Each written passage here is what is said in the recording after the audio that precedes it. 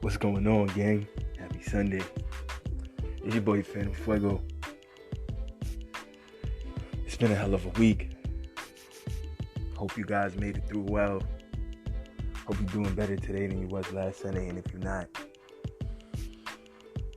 breathe, relax, and take pride in knowing that if you're still here, if you're still alive, things may be hard, things may be crazy, but you very well may still have the opportunity to change it all around this week, starting right now, starting today, starting in this moment, starting in this time. You may very well have the opportunity to make everything in your life much better, much stronger. You have the opportunity to get a much clearer vision. You have the opportunity to see things for what they truly are. You have the opportunity to make yourself great starting right now. Breathe.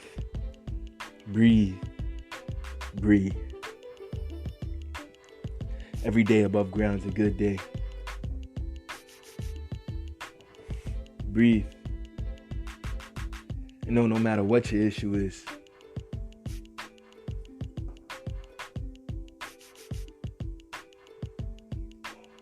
you can breathe.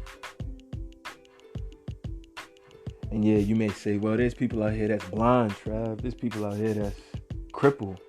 There's people out here that's lame. There's people out here that can't have children. There's people out here that can't walk, can't speak, walk with a limp. Don't worry, I walk with a limp too.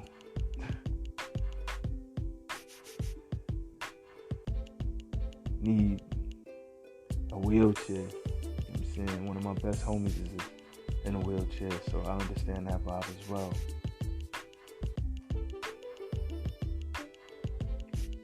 People is homeless. I think a lot of us have been homeless at one time or another.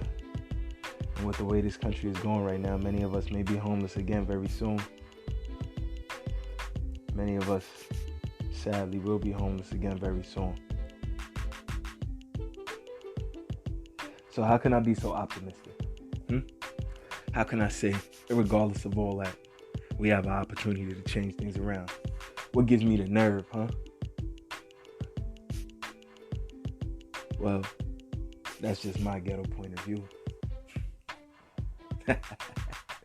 Good evening, folks.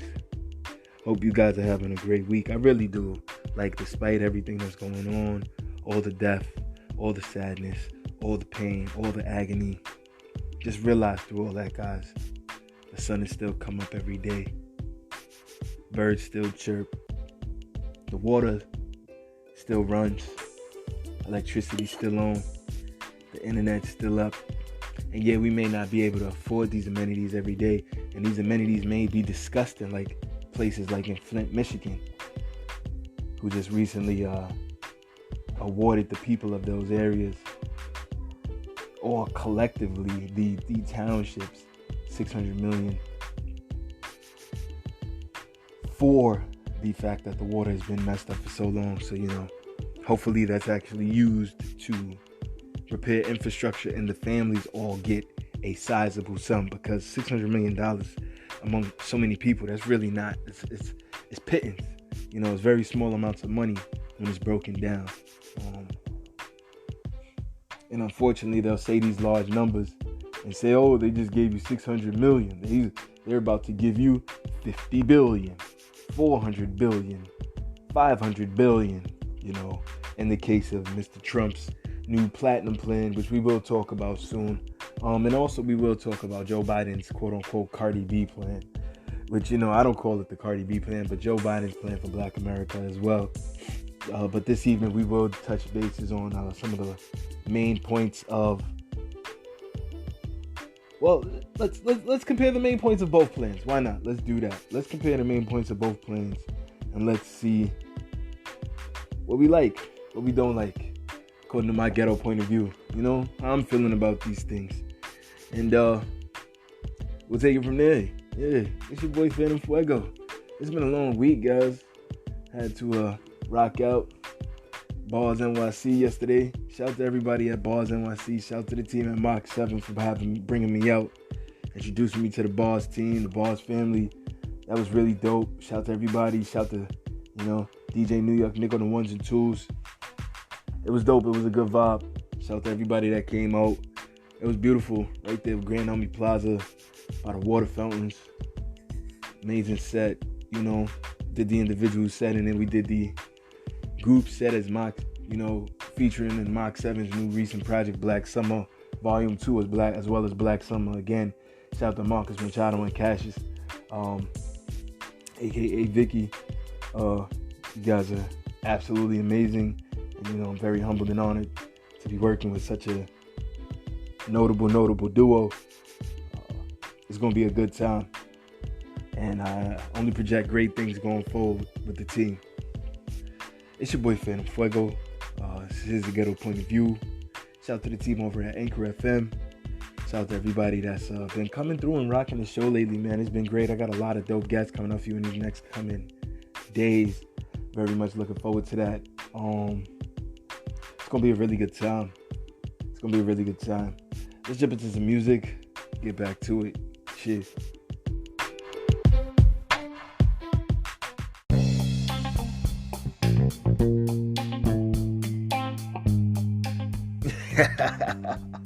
Yeah, we back, gang. So yeah, we're not even going to take up too much time. Let's jump into some of the points from the Biden agenda for the black community 2020 and the Trump Platinum Plan.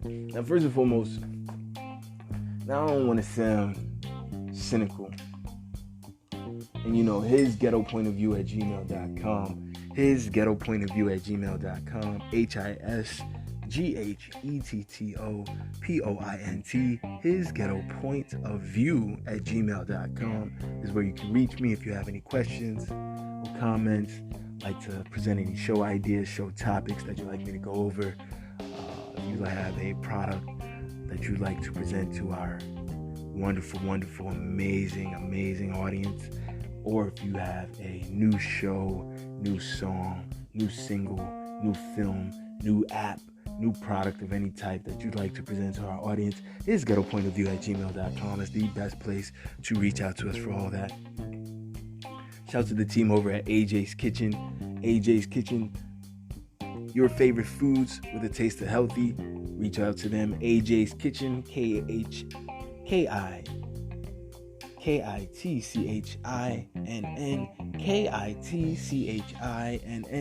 AJ's Kitchen at gmail.com. That is AJ's Kitchen at gmail.com. Proudly serving the hip-hop, trendy, hipster, vegan community of NYC and beyond. They do deliver their food's delicious. AJ's Kitchen at gmail.com. AJ's Kitchen at gmail.com. The letter A, the letter J, SKITCHINN. AJ's Kitchen at gmail.com. Shouts to them. Their food's absolutely delicious.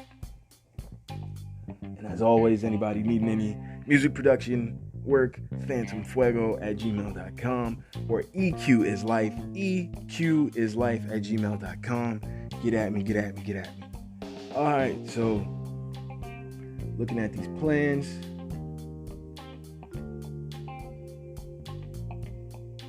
this should be fun, right?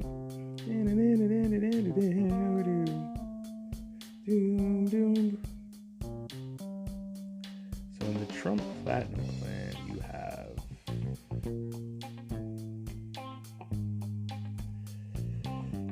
look over the highlights in the Platinum Plan. Well, first of all, now you guys can say I'm wrong for this, but I could be being cynical. I could be completely off base.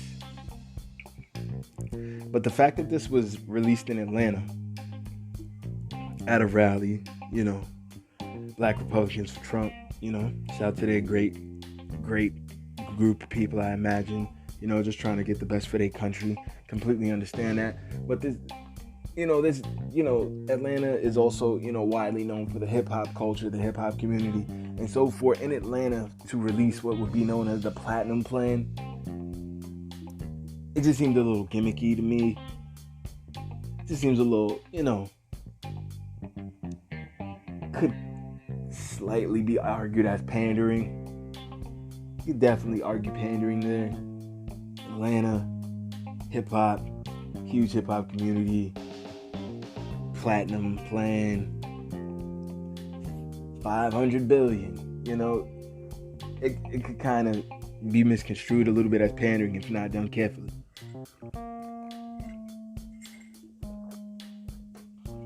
Excuse me, drinking some amazing tea. Had a long day yesterday. I want to keep the system right. So, the Platinum Plan, President Trump's pillars opportunity by achieving historic employment levels for Black Americans as well as increasing access to capital for new businesses. President Trump has been committed to ensuring all Black Americans can achieve the American dream. Security by signing into law celebrated First Step Act. President Trump has brought common sense criminal justice reform to the American people. And right now, guys, just to be aware, I'm reading the DonaldJTrump.com one-page excerpt with all the highlights of the presidential Trump plan pillars, and then the highlights of the plan will come shortly after that. So, security by signing into law the celebrated First Step Act, President Trump has brought common sense criminal justice reform to the American people for the first time in decades, while assuring that our streets and communities are safe for families and business owners. Prosperity. As the first president to provide long-term funding to historically Black colleges and universities, this administration continues to seek immediate and generational advancement for Black Americans. Fairness, as demonstrated through his actions to initiate investment into opportunity zones, as well as address health disparities, wage gaps, and necessary education reforms, President Trump works every day to advance a fair and just America for the Black community. President Trump's promise to Black America over 4 years: increase access to capital in Black communities by almost $500 billion. Technically, though, we should make sure we're being clear on this, that the initial investment is $40 billion of the what would be the investment, and they're hoping to leverage that $40 billion into other private investors, angel investors, banks, etc., being willing to loan out up to $500 billion or $400 billion in investment capital. So, it's a great plan if it can, happen, but we shall see. 3 million new jobs for the Black community, creating 500,000 new Black-owned businesses, increase access to capital in Black communities by almost $100 billion, serve safe urban neighborhoods with highest policing standards, commit to working on a Second Step Act, access to better education and job training opportunities, give Black churches the ability to compete for federal resources for their community, bring better and tailored health care to address historic disparities, immigration policy that protects American jobs, advance home ownership opportunities, and enhance financial literacy in the Black community, onshoring manufacturing to advance jobs and develop opportunities for Black-owned businesses. Now, gang, if this is an accurate depiction of the highlights of the Donald J. Trump plan, I have to say that, that's a decent start.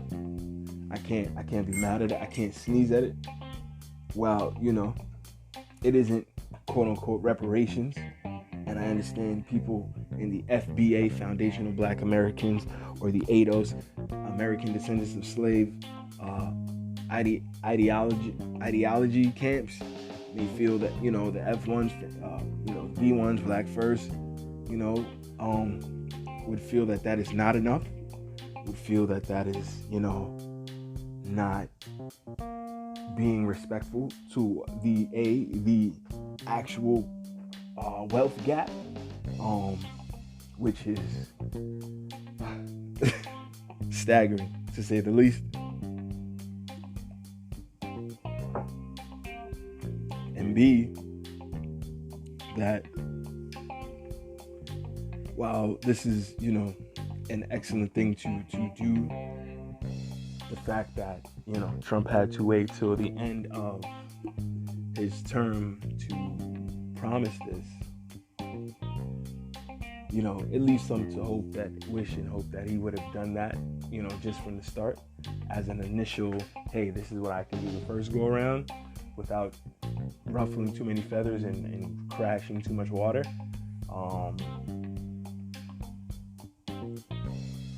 But I'm definitely open to your perspective on this. I think that, 500 billion, again, a good start. But when you look at the possibly trillions of dollars of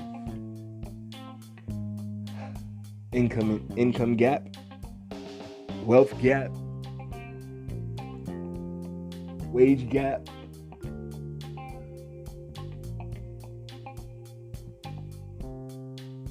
I don't know if 500 billion would possibly be enough for maybe 60, 70 million people who identify as, Black American, African American, or Caribbean American, etc. Because, of course, these programs would also be open to minority groups, I imagine.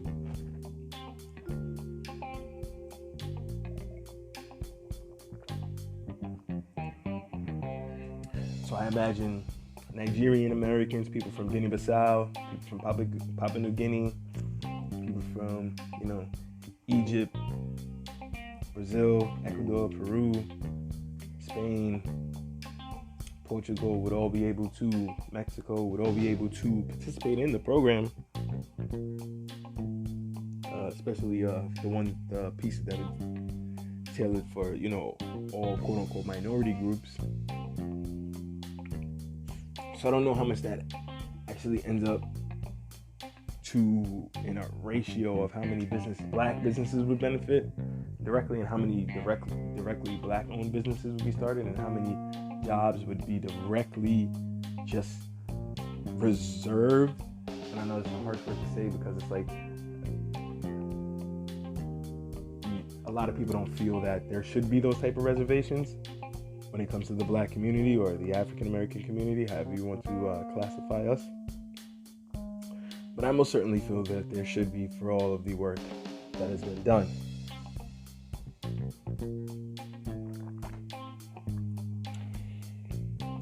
So if he's able to start this now,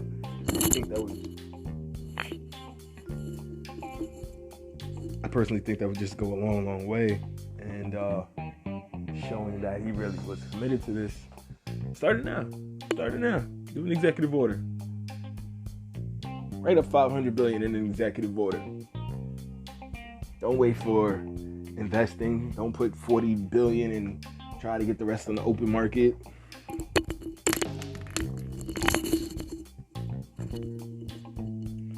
Write it up.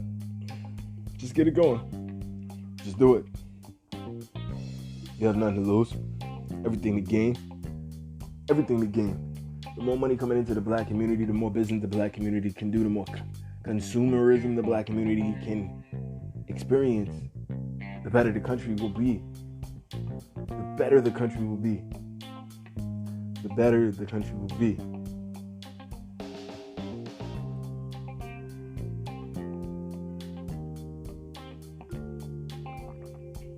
What are we supposed to do about that?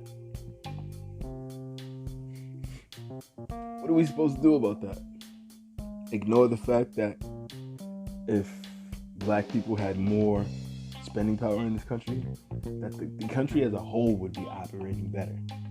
There'd probably be less debt. Actually, there is a new study, segueing, that was just released by CitiBank, which said that an estimated $16 trillion in gross domestic product, or GDP, has been lost over the past 20 years due to racist business practices, racist buying practices, racist consumer practices towards black people in the United States.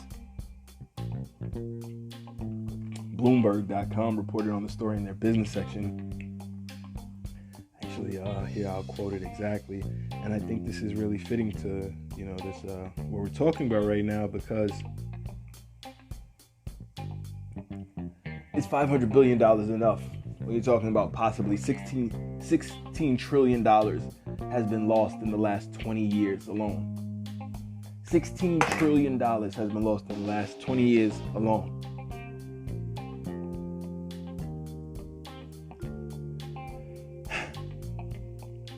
The Citi Global's Perspectives and Solutions report, Closing the Racial Inequality Gaps.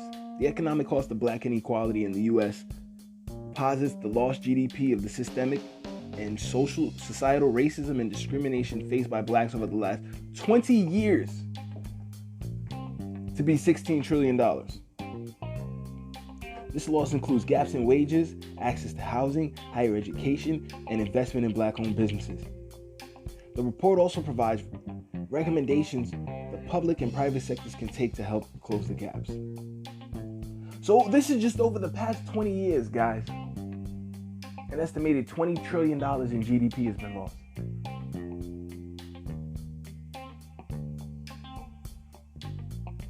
Look how much debt this country is in.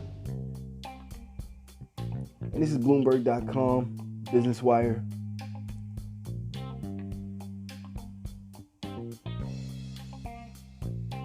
And the name of the article is New City GPS Report Estimates $16 trillion in lost GDP due to racial inequality in the United States. Outlines actionable steps for governments, corporations, and individuals to help eliminate economic gaps. And this is in the Business Wire on Bloomberg.com. Excellent reporting by Bloomberg. And those people are like, oh, you're listening to Bloomberg News. It's also on Yahoo Business if you prefer to look there. Definitely check it out if you prefer Yahoo Business. If you just put in CitiBank study, it'll pop up. CitiBank study 16 trillion. It'll pop up 16 trillion.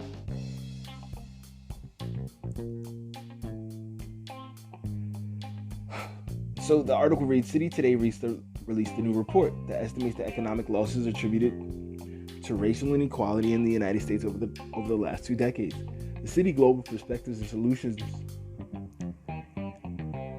also known as GPS report, Closing the Racial Inequality Gaps, the economic cost of black inequality in the United States, posits the loss of GDP of systemic and societal racism and discrimination faced by blacks over the last 20 years to be 16 trillion. And I know you're going to say, well, Phantm, you just read that. Phantm Phuego, what you're doing. I'm reading that shit again. Do you not fucking hear that they just said over the last 20 years alone, black people could have contributed an additional $20 trillion to the United States?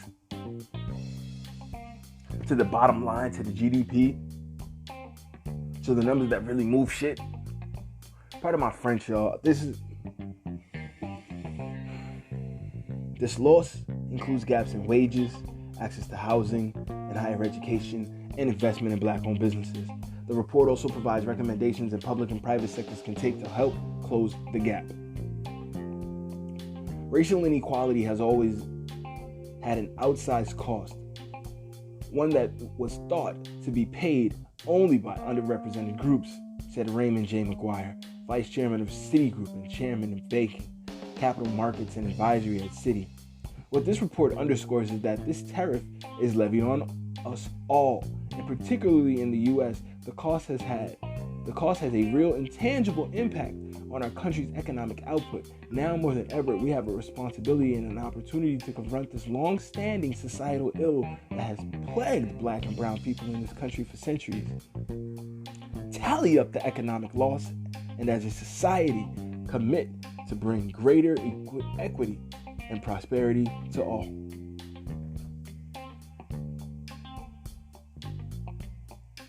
Again, that was Raymond J. McGuire, the Vice Chairman of Citigroup and Chairman of Banking, Capital Markets, and Advisory.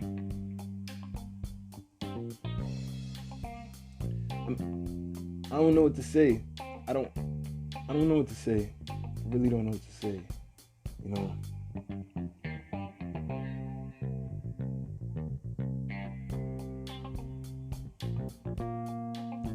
That to me is just wow. I'm lying. I do know what to say. Guys, you've got to be kidding me that it's supposed to be anywhere near acceptable that over the past 20 years, 16 trillion and GDP was lost just because this country wanted to practice racism. So that means that theoretically there were people in this country who were cool with the country dying. The country literally dying and collapsing on its face just so black people couldn't get equal opportunities to run businesses, to hire staff, to have capital, to buy homes, to invest in the stock market, to trade assets, to purchase assets, to live, to go on vacations, to pay for their kids to go to school, private schools, good colleges, not have to incur debt or incur less debt.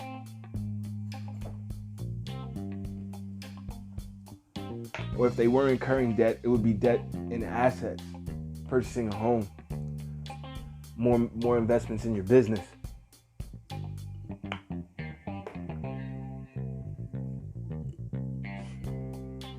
The fact that in only 20 years, this country has let a potential of $20 trillion not be generated.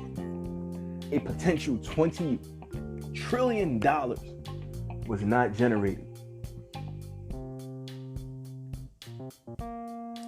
Just let that sink in.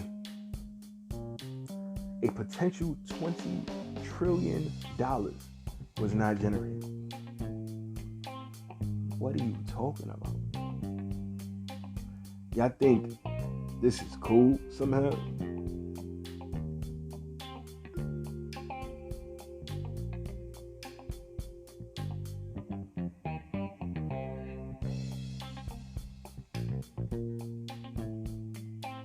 How can this be cool at all? How can this make any sense?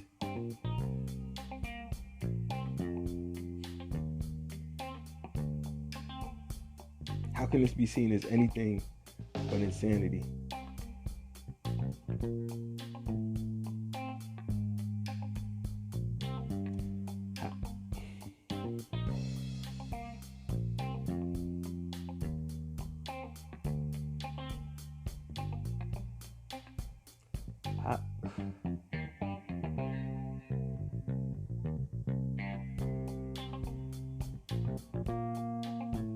I don't understand.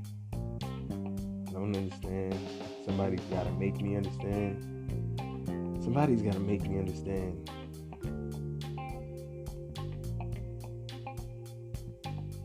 Somebody's got to make me understand.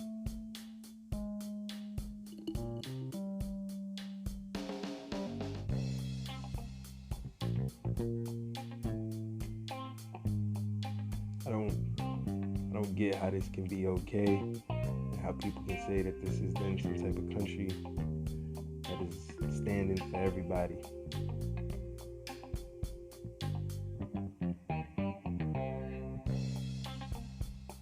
What?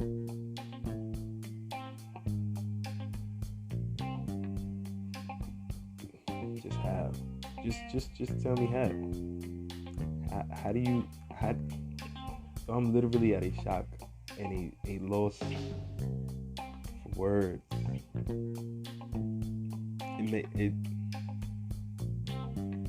It's completely mind blowing. It really is completely mind blowing, y'all.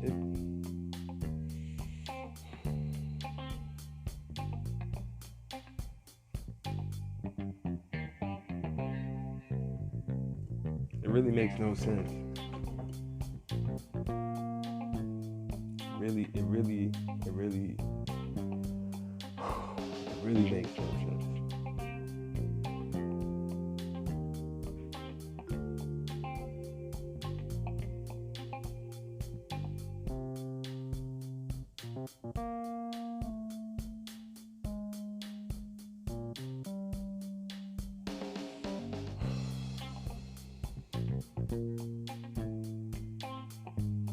And then people remain silent when these things happen.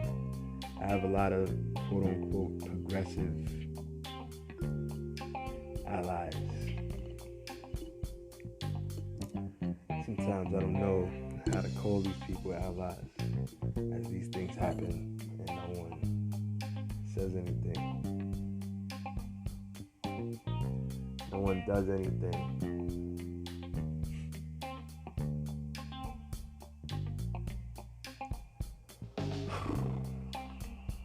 No one is bothered. People just let these things happen. I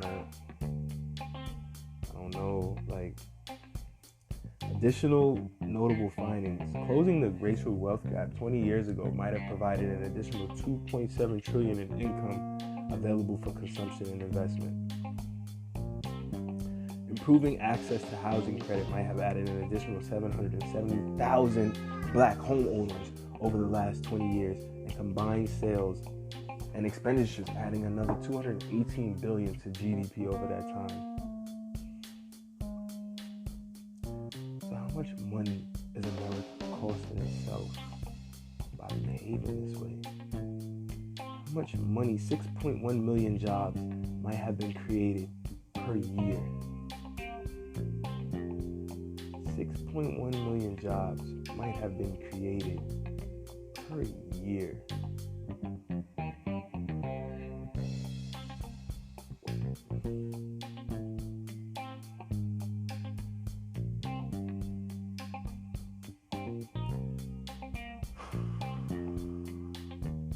What?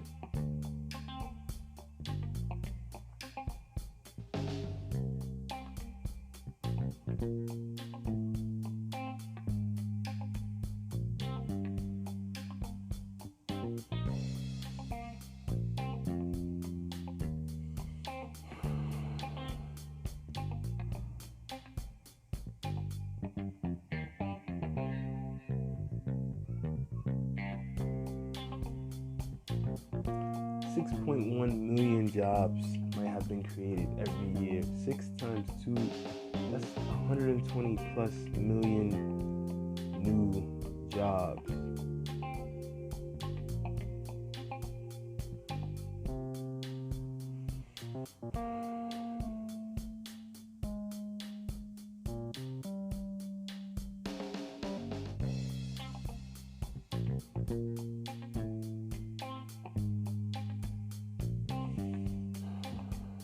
I don't think we understand the magnitude of this. I don't think we. I don't.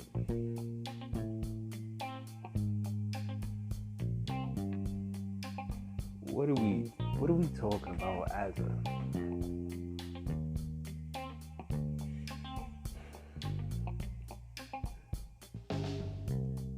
But y'all want to put paint on the ground, like, and then when I'm wrong, when I say putting paint on the ground, don't do a goddamn thing for a soul.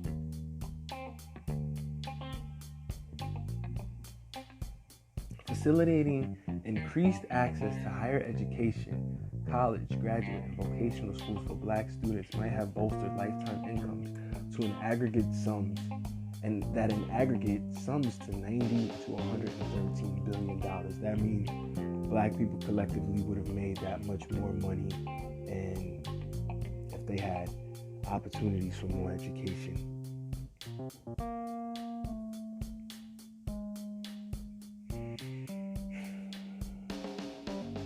Providing fair and equitable lending to black entrepreneurs might have resulted in the creation of an additional $13 trillion in business revenue over the last 20 years that could have been used for investments in labor, technology, capital, equipment, buying gear for your company, instructions, buying, I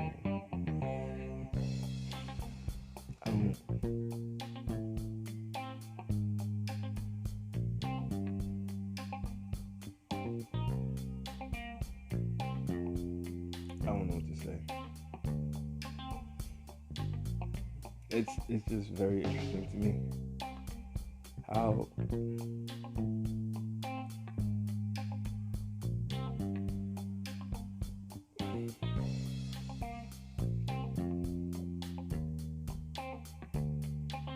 and people I don't know what to say. Like, I'm complete. Here's Ghetto point of view at gmail.com. Y'all tell me what y'all think about this. Y'all tell me what y'all think about this. So I'm a bring this back full circle. So we talking about the Trump and the Biden plan. So we talking about the 16 city, the City GPS report group. The City GPS group's report says 16 trillion alone in lost GDP, several hundred trillion lost in homes, several hundred billion lost in homes that weren't purchased, several hundred billion lost in businesses that weren't upgraded, businesses that weren't expanded, businesses that weren't created, several hundred billion lost in wages over the lifetime of people who didn't get the same educational opportunities as their peers who they may have been even as smart as or smarter than. So in the Platinum plan, it says he's got 50 billion out of a potential 600 trillion that was lost over the past 20 years.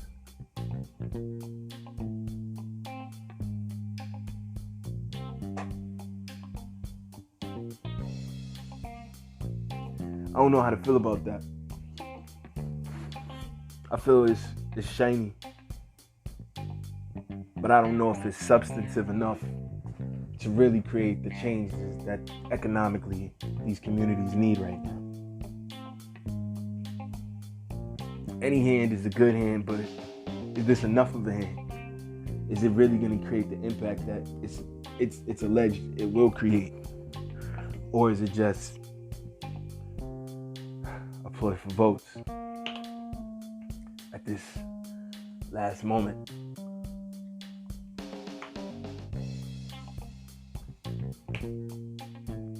We will see. So, the Biden plan.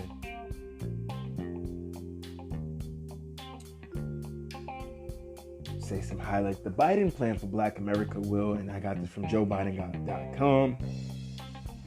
The Biden plan for Black America will advance the economic mobility of African Americans and close the racial wealth gap and income gaps, expand access to high-quality education and tackle racial inequality in our education system, make far-reaching investments in ending health disparities by race, strengthen America's commitment to justice, make the right to vote and the right to equal protection real for African Americans, and address environmental justice. So look at a couple of these more in depth. I'll go over some highlights, and again, just getting this off of the Biden-Harris initiative on the JoeBiden.com website. Advance the economic mobility of African Americans and close the racial wealth and income gaps. Invest in American businesses and entrepreneurs. Approximately 4% of small business owners are African American. It's actually like 2%. 2%. Less than 2%, maybe. Just like Black Americans have, African Americans, if you will, have reportedly less than 2% of the wealth in this country, and reportedly less than 2% of the businesses overall, not just small businesses. Even though African Americans make up approximately 13% of the population, to build wealth in African American communities, we must invest in the success of African American businesses and entrepreneurs, ensuring equal access to credit and capital. African American businesses often lack the capital they need to succeed. African American businesses are rejected at a rate nearly 20% higher than white-owned firms. Even worse, African American businesses that do get funding receive only 40% of the funds requested, as compared to 70% for white businesses. So what is your plan to tackle this, Mr. Biden? Scrolling down, and again, we are checking out Biden's plan. Please bear with me, gang. To apologize for the delay.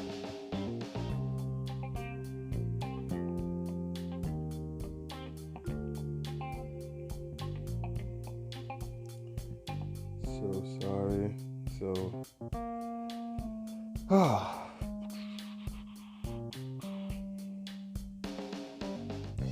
okay, I'm sorry. Let me just read this. So the highlights from Joe Biden's agenda for Black America: create wealth in the Black community. Through his policies from education to housing, Joe will ensure that Black families can build and sustain wealth for themselves and their communities.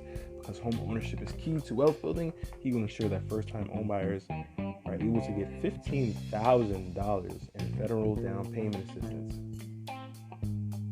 Now, I don't know about you guys, but $15,000 doesn't buy a home in a very good area, or it's not very much of a down payment on a home.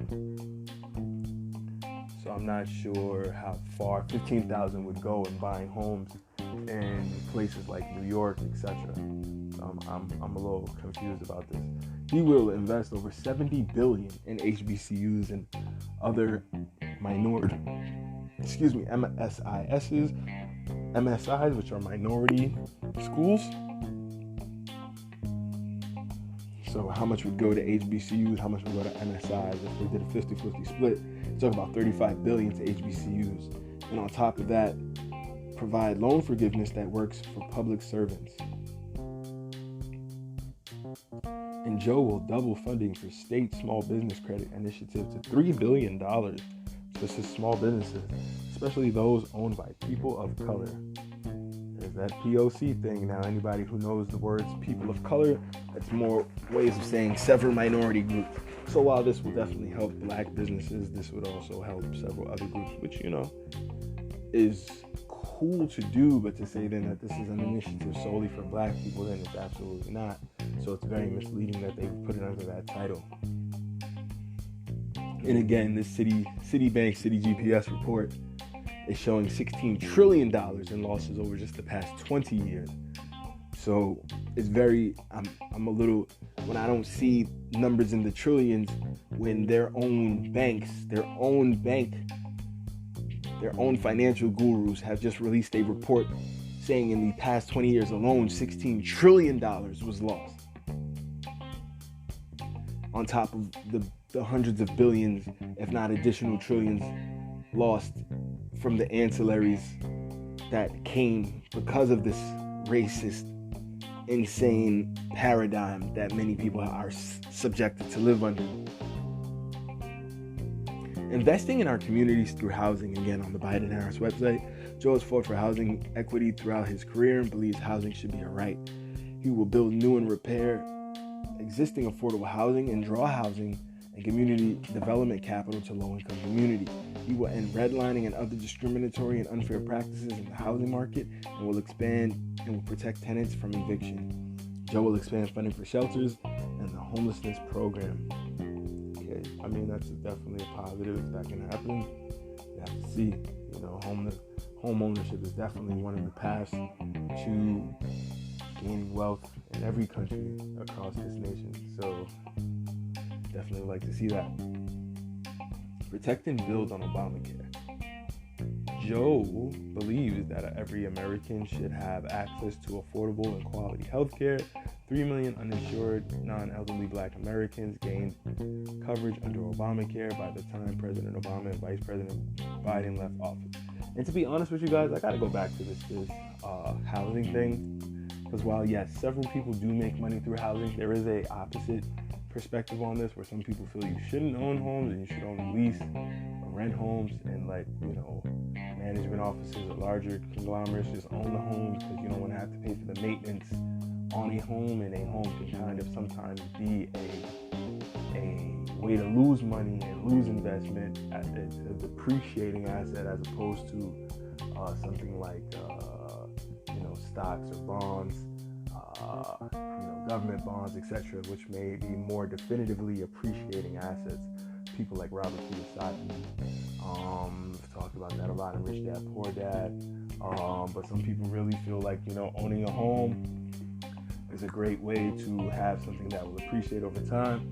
But home ownership is not guaranteed to flip. You gotta buy at the right time in the right market. And, there's so many variables to home ownership. So I definitely can understand both perspectives of that. And I just wanted to add some parity, some fairness, some balance to those comments. So, protect and build on Obamacare. I personally am not a fan of Obamacare. I was very young, just getting into the workforce when Obamacare came around, and I couldn't really afford Obamacare. And I was one of the people that got taxed the $600 fee for not being able to afford Obamacare. So, I don't understand how something that's supposed to help people can tax them $600. If I can't afford health insurance, why would you do that?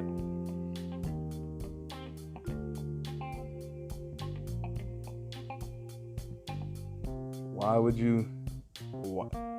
Just why? Why would you? Why would you want to? I don't understand.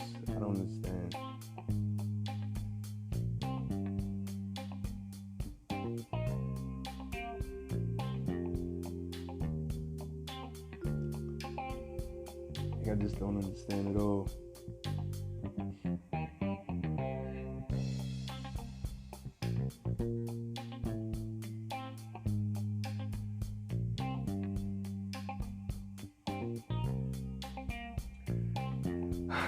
But so again, back to this Biden plan. So protecting and building Obamacare, Joe believes that every American should have access to affordable and quality health care. But if it's affordable, then if I can't afford it, should I be charged $600? I don't know. 3 million uninsured and non-elderly Black Americans gained coverage under Obamacare by the time President Obama and Vice President Biden left office. He will give Americans a new choice to purchase a public health insurance option like Medicare. So you'll have to purchase Medicare. He will automatically enroll the individuals into the public option without a premium who would be eligible for Medicaid, but for their state's unwillingness to take up the Obamacare's Medicaid expansion. He will stand up to, but if people don't want that, how can you automatically? I don't know. He would stand up to the abuse of power by prescription drug corporations, even though Trump has already wrote the executive order to permanently bring down prescriptions. So I don't know how much more of that needs to be done. He, just to be fair, as I'm reading through this, he will reduce our nation's unacceptably high maternal mortality rate. I mean, the infant mortality rate is very high. The moms passing away is very high. It's disproportionately affecting Black women in the Black community, period. He will double America's investment in community health centers and ensure enforcement of mental health parity laws and expanding funding for mental health services. Yeah, I have my own reservations about Biden and constantly wanting to give everybody mental health services. I'll leave that alone. And he will make an unprecedented investment in research to find cures for diseases like cancer, Alzheimer's, and diabetes, invest in our students and educators. Joe will triple Title I funding, which goes to schools with a high percentage of low-income students. These funds will be first used to ensure teachers are paid competitively. 3 and 4 year olds have access to preschool, and districts offer rigorous coursework to all their schools. Joe will double the number of mental health professionals, build the best schools. I'm sorry, guys. I know some people do need mental health services in schools, and it's a great thing to have people who the children can talk to in the schools without question. As things happen, that can really affect them throughout the school year, just in the news, etc. Particularly at times like this, in the climate that we're in, just as a nation overall, with so many different things going on simultaneously, the level of mental impact, the level of mental health toll that will have on these people as a whole, but in particular the youth, hasn't even been tallied yet. So without question, we do need people to love and cherish and support the kids in the schools. But I grew up at a time where that was the teachers, and yes, there were counselors and guidance counselors and advisors and stuff, But I grew up at a time where the teachers, were trained to have at least some level of empathy, even if they were racist, even if they didn't like the students. They didn't always outwardly show it to the degree that it is as much these days. And, I may have a skewed perspective. I'm lying. I have an entirely skewed perspective. I went to private school. I need to shut the fuck up, because I know people that didn't go to private school that had shitty teachers the time I grew up and before that. So I need to just shut my mouth. Malcolm X is quoted as saying that, it was his teachers telling him he couldn't be a lawyer, that, he wouldn't have gone the way he went. And he went to allegedly a fairly good school. So, Biggie Smalls, another person that went to a really good school, and definitely a great legend in hip hop. So he said it was very interesting in school for him as well. So I can't say that is not the norm. A lot of people have that issue in school. So I had a different perspective, and maybe I wasn't really thinking about it then. I have to say that too. If I was older now, how would I look at how my teachers treated me? I think I really experienced any outward racism. That's not true. 8th grade year, I got in trouble for some stuff another kid did. And it was only because I was black. I was accused of tagging in the bathroom when this other kid did it, and I saw him do it. And when I was asked about it, I told him that he did it. And instead, I was told I needed to go see mental health services or I wouldn't be allowed to graduate. So I can't say that isn't true. And I went to a Catholic school when that happened. So yeah. Okay. My school year was pretty shitty. My school time was pretty shitty. So never mind. I'm not really feeling this Biden plan, guys. I'm sorry. Support education beyond high school. Joe will provide 2 years of community college and other high-quality training program without debt for any hardworking individual. He will help tackle barriers such as the child care and transportation costs that prevent students from completing their community college degree or training credential.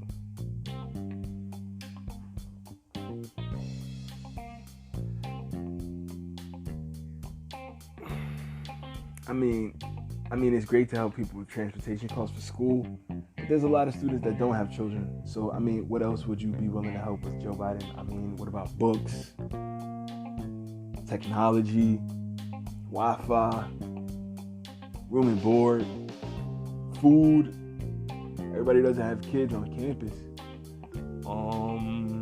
He will also make a $50 billion investment in workforce training. 40 billions. He will create a Title I for post-secondary education to help students at under-resourced four-year schools complete their degrees. Joe will rectify the funding disparity faced by HBCUs and other minority-served institutions by investing over $70 billion in them to lower student costs, establish research centers, strengthen graduate programs, build high-tech labs, and more. But my problem with that, again, why is it that this is also having to go to other minority-serving institutions if this is supposed to be the black agenda? Why would you not put that into a separate minority agenda and not? It's like, I understand that this is cool, that you want to help other areas in the community, other areas in the country, other areas in the nation, as you should. Other communities, other underserved communities should definitely get love as well. But then how can you call this a black agenda if you're constantly bringing up what you're going to do for other people in this plan? And again, is $70 billion enough? Is $50 billion enough? When it's going to be split so many ways? And again, we're talking about a $16 trillion gap and $130 billion gap was caused in the $130 billion gap was in the wages of the people over the past 20 years, meaning black people collectively could have made $130 billion more in their wages had they just been able to get better educational opportunities. And Joe Biden has already been in office for so long. Joe Biden has been the vice president. Why didn't any of this happen then? Is just what I want to know. Invest in a clean energy revolution and environmental justice. We definitely need better, clean energy. Environmental racism is a real thing. There are definitely disproportionate and disparaging levels of cleanliness in these communities, in these environments all around the country. There's definitely some poor white trash neighborhoods too with really bad pollution and stuff. I don't think anybody should have to live like that.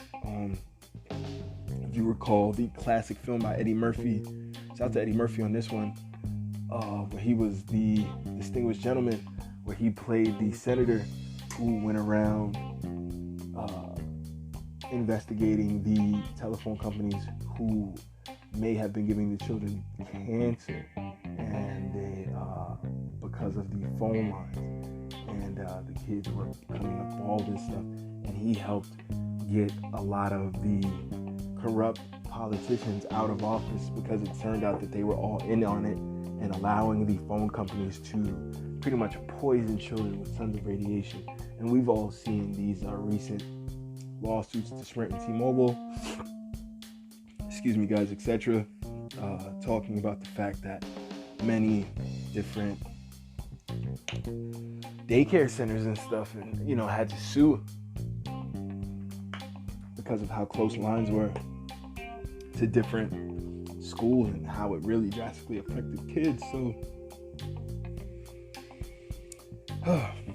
stuff is crazy.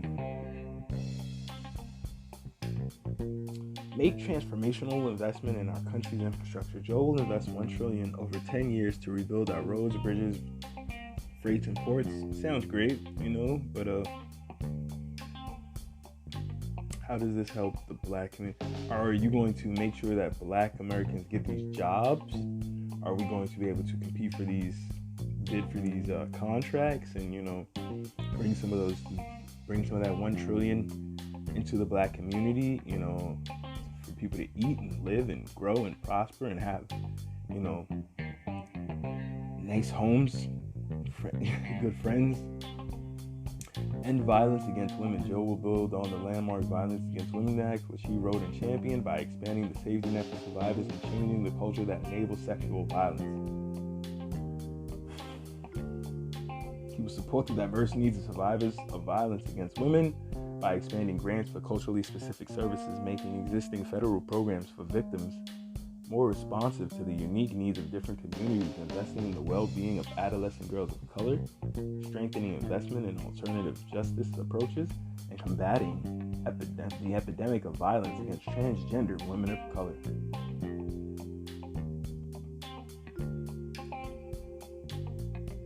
Strengthen America's commitment to justice. Our criminal justice system cannot be just unless we root out the racial, gender, and income-based disparities in the system. Very true. Joe will create $20 billion. Again, these very low numbers. And I know $20 billion sounds like a lot, but not when you're talking about, again, the trillion. You guys are gonna have to look at the article, man. It's just, what are we talking about? Joe will create $20 billion competitive grant programs to spur states to focus on prevention and reduce incarcerated populations, inspired by the Brennan Center proposal. He will expand and use the power of the Justice Department. He will decriminalize the use of cannabis and automatically expunge all cannabis use convictions, end incarceration for drug use alone, and expand effective alternatives to detention.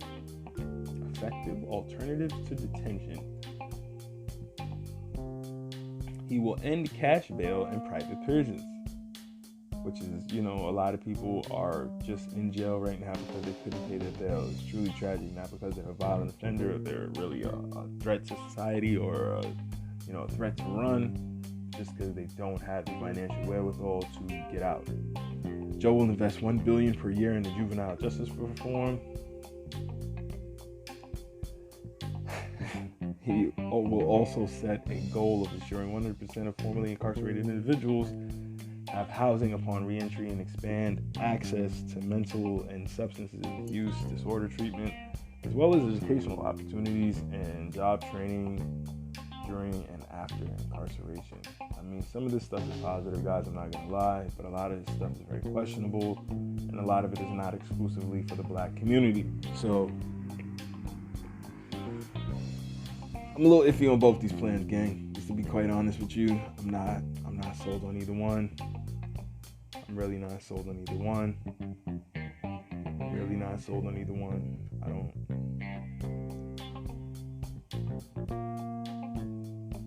Not sold on either one of these plans.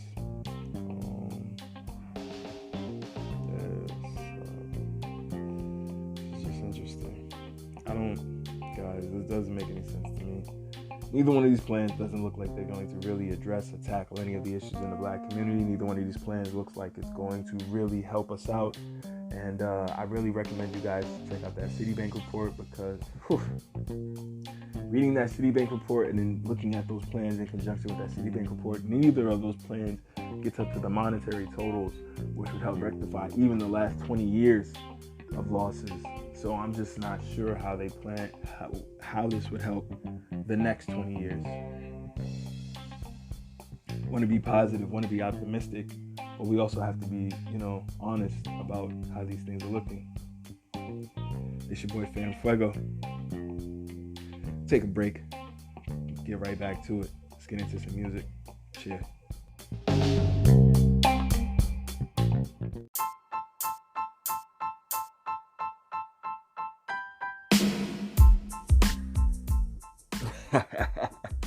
Yeah, man, it's Phantm Phuego. I don't know what to say, man. It's just been a hell of a week. It's been a hell of a week. Once again, shout out to everybody at Balls NYC for having me. Doc Willis Shire, Vaughn, DJ New York Nick, Mach 7 and the whole team, Descendant, Cassius aka Vicky, so dope working with all you guys, Jay Swiss, King Na. It was very dope vibes, man. It was very dope vibes. I can't really say enough about how amazing it was. It was a really good time. Everybody came out to the park. It was a beautiful farmers market going on the other side of Grand Army Plaza. Water fountains looking beautiful in the background. Sun was shining, birds were singing. Music was blasting through beautiful QSC speakers coming out of big, beautiful Allen and Heath board. Don't get me nerding out on the technical side of things, but they really had a dope set. And they were playing vinyls, and it's just something different about that sound, man. It's just something different about that sound. But anyway, it's your boy Divin. It's your boy Phantm Phuego, Phantm Phuego. Please make sure to follow me on Instagram, all other dope networks, and please check out my latest single, Dream Flowing, aka King Speaks, which I released a few days ago. Also the videos and visuals for it on YouTube. 2 videos actually are up, so check those out. We'll be putting out a project by the end of the year. Definitely will keep you guys posted as it gets closer to a finalized date, and more singles, more visuals will definitely be up in a few days. Other than that, shouts to the Lakers for making it to the NBA Finals. I was a little skeptical, I'm not gonna lie. This definitely is this bubble thing is very much in the vein of a tournament style, or a travel club style tournament, where you'll have it's really an advantage to the youth players who are accustomed to playing in these empty gyms, playing back-to-back games, having momentary breaks, having to go right back at it in these gyms, which sometimes just have other games going on in them and not many people watching on the sidelines besides scouts, the parents that do get to participate in going with the travel club all over the place, and just a bunch of coaches and referees, and some onlookers sometimes. But this is very reminiscent of a travel club style, or some people know it as AAU style basketball. So shouts to LeBron and the Lakers for making it. According to Shaquille O'Neal on TNT, they would prefer to play the Heat But I don't think the Celtics are a bad team to play. I understand that they feel that, Jimmy Butler's a much more seasoned veteran superstar. So with Jimmy, Bam, and Tyler Hero, it may be a more competitive series than a series against Jason Tatum, Jaylen Brown, etc. But I actually think Jason Tatum, Jaylen Brown, and Kemba Walker would make it a hell of a series. Those are three guys that you can rely on to cook and give you points, to give you run the team, run the offense, and go to work. So I actually think it would be a great series against the Celtics. And, it's interesting to see which way that'll go. But shouts to them. Also, Game 6 is coming up between the Heat and the Celtics. So we'll see who wins there. We'll see how that goes. Malik Beasley also has been arrested and reportedly, allegedly being found with some marijuana and in the possession of some allegedly stolen property. So definitely wish him well, and hopefully everything gets worked out with that. Mike D'Antoni already is allegedly one of the favorites for the head coaching position of the Philadelphia 76ers. And this troubles me because Mike D'Antoni has yet to win a single NBA championship ring, and yet he's as a head coach, and yet he seems to always be able to land at these amazing jobs with these amazing players. And I don't even know if his style of play fits what they want to do in Philly, because he'd have to figure out a way to get in the shooters and run the off. Who are you going to run the offense through? You don't have a James Harden. You definitely have, their amazing 6'10" dynamo of a point guard. But until he learns, Ben Simmons learns how to shoot at the level of a Steve Nash, at the level of a James Harden, can he, even at the level of a Kobe Bryant, because everybody forgets that Mike D'Antoni was the coach of the LA Lakers for a while, can he run a offense through a Ben Simmons? Joel Embiid can't play the one. So is that era over? Are they really about to just start moving on from those guys and completely revamp the roster? Because if they're not, why bring in D'Antoni, who has never been one to change his coaching style for the team? The team always has to change their entire roster around his coaching style. So that'll just be very interesting to check out as that moves forward. That'll definitely be something interesting to look into. In NFL news, it's been quite an interesting time.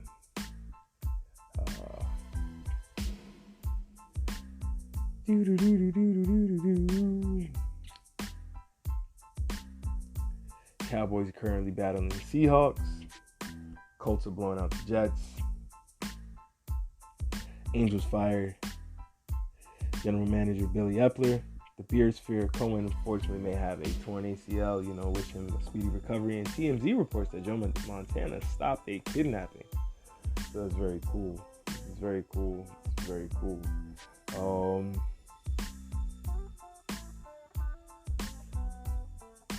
Just good times. I'm not reporting on any college basketball because, the NCAA can really, go somewhere with themselves at the moment. It's your boy Phantm Phuego, bringing you the news, views, previews, and reviews with just a twist of my ghetto point of view. It's been a dope week. It's been such an amazing week. I really can't say enough great things about how my week has been. Tory Lanez dropped this project. It's definitely received a mixed response. I personally haven't listened to it yet. I'm not sure if I'm going to, but I do see a lot of people, debating about it because Tory Lanez is alleging that he did not shoot Meg Thee Stallion, and it goes into depth on several of the songs on the project, on the album. about the whole debacle. And a lot of people, like Rick Ross, weighed in saying, he felt it was tasteless and classless, especially because the day that it came out, it was on the same day that the Breonna Taylor verdict was read. And she, of course, didn't get any justice, as we went into in our Wednesday episode. So a lot of people just felt it was poor time and poorly done. He had a lot of time to say something and didn't. And then, the other side, people are like, he did it the way he wanted to do it. Some people are also complaining why he released an album. He's trying to get paid off this young lady getting shot. And I mean, if it's in fact true that he's saying he didn't do it, and we need to wait and let all the information come out and let the chips fall and where they may after that. It would be very unfortunate if he didn't do it and Meg Thee Stallion is going around telling people that he did do it. That would just be horrible. I don't know why she would do that, or how she would bounce back or justify stating it was him if in fact he had nothing to do with it. And I don't know why he would say he had nothing to do with it if, when this all goes to court, it will be very easy for them to say that he did, and for, Meg to, I don't even think Meg has to file charges against him at this point. This is a gun issue. A woman was assaulted with a firearm. The cops will just step in and file charges and start investigations, and, the chips will fall where they may very soon. I wish them both health, wealth, prosperity, and good fortune, but somebody's gonna have to answer for this either way. But for those that want to check out the project, let me know how it is. hisghettopointofview@gmail.com, hisghettopointofview@gmail.com. You can also reach me on Instagram, HGPOV Show, the His Ghetto Point of View Show, His Ghetto Point of View, His Ghetto POV. There's a couple up there. hisghettopointofview@gmail.com. Guys, please feel free to let me know what you feel about the Tory Lanez situation. Also, shouts to Conway the Machine. He did an amazing performance in Queens at the Dope Restaurant for NPR for his new King to a God album. It's sounding amazing, looking amazing. I have a more in-depth review of King to a God on Wednesday's show, but everything I heard from the project so far, the lead singles and everything, is absolutely amazing. He's sounding very, Conway. Of course, he's got the Grim Reaper bars, taking you through his life, his struggle, his journeys, his ups, his downs, looking toward his future with a big smile, of course, as only Conway can, and giving you them lyrical torture and that verbal slaughter that Griselda is known for at this time. Shouts to the whole team of Griselda, Benny the Butcher, Conway, 38 Special. Shouts, I don't even want to just start naming people and forgetting people. Please, forgive me, gentlemen. You guys are all amazing. Y'all have your own vibe, your own waves, but then when y'all put it together, it's just, it's Felina. But anyway, check out that Conway the Machine King to a God project. I'm definitely going to check that out more this week myself and have an in-depth review of it on Wednesday.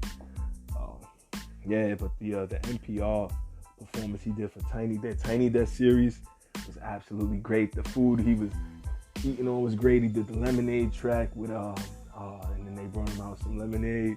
They was bringing out some real good chicken and waffles and all that. I'm personally a vegan, but everything, the ambiance, for him to pick that type of setting was so dope, because you had a lot of people doing it with bands and stuff, and people doing it in their living room. That can get a little repetitive to see. So for him to pick this dope ambiance, it was definitely nice, and it was something classy, like an artist from Griselda that hit you with that hard hit killer flow, and everything is gritty and real, and they taking you on a walk with them, Come Home With Me in the vein of a Dipset, but only as Griselda could. And so it was just dope ambiance, and for him to give that restaurant in Queens the love that he did, I'm sure a lot of people who rock with them in any wave is now going to go check out that restaurant and try to get some good grub over there, because the food looked amazing. Man, it was definitely dope. If you haven't done so yet, please check out Conway's NPR performance. Check out all the NPR Tiny Desk series. It's really, really dope. I highly, highly recommend it. But that King to a God album, it sounded like a classic so far, and I'm definitely going to give it a more in-depth review by Wednesday. This your boy Phantm Phuego. Let's jump into some more tunes, and we'll be back. Shit.